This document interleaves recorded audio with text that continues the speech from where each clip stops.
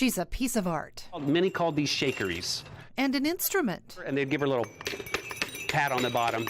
Made of gourds, a wig, and bells on her toes. Polly is one of hundreds of gourd art and instruments created by Minnie Black, a gardener and folk artist out of East Kentucky. Minnie started all this way back in the 1940s, making sculptures from gourds grown in her garden. So she liked the weird stuff. I like things fierce and dangerous, she would say. Gourds as arms, legs, ears, heads, wheels, pieced together with whatever. You know, you see all of the popsicle sticks and the wire and the scotch tape. Now, these odds and ends made noise.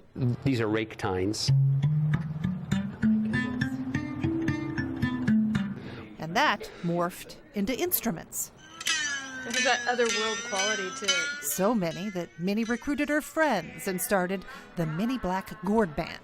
You are my sunshine, your only sunshine. You make me happy when skies are gray. A group with questionable musicianship, but loads of enthusiasm. Please don't take my sunshine away. That led to newspaper and magazine articles, even TV appearances on Johnny Carson and David Letterman. It was your first time on an airplane, is that correct? Yes, sir. Now, my first flight. Did you enjoy it? I really did. I enjoyed it. Was it different than you imagined? It was very relaxing, and it was not near as exciting as I thought it would be. Yeah. Minnie became somewhat of a celebrity at the age of 90. This is a resemblance of myself, although I think I look a little better than that.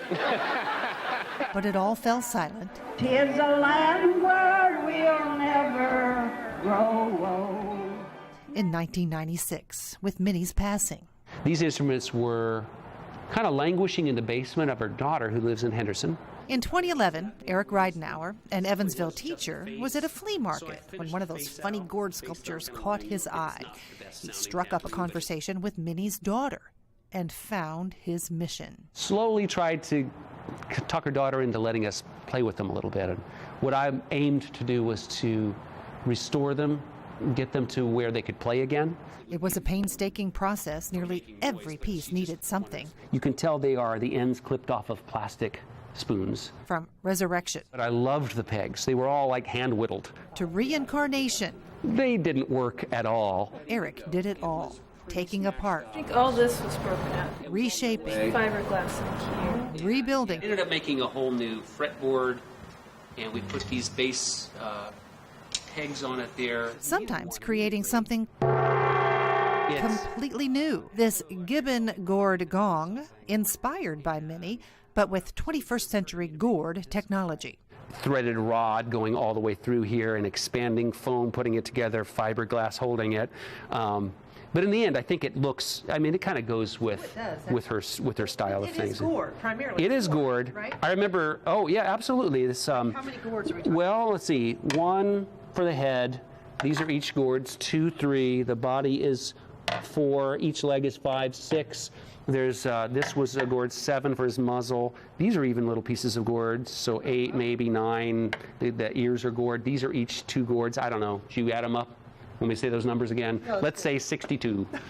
But these recreations needed to be heard. So to complete the circle, Eric gathered a dozen or so of his own friends and turned them into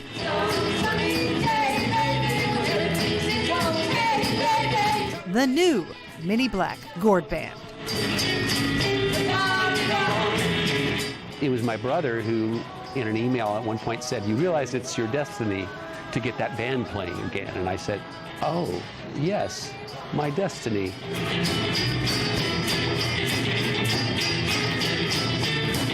And so it is written, and here I am.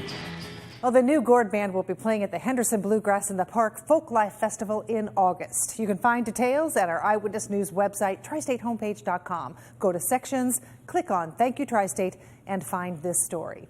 If you know someone making a difference, please let me know about them at skirk@tristatehomepage.com or my Facebook page. I'm Shelley Kirk. Thank you, Tri-State.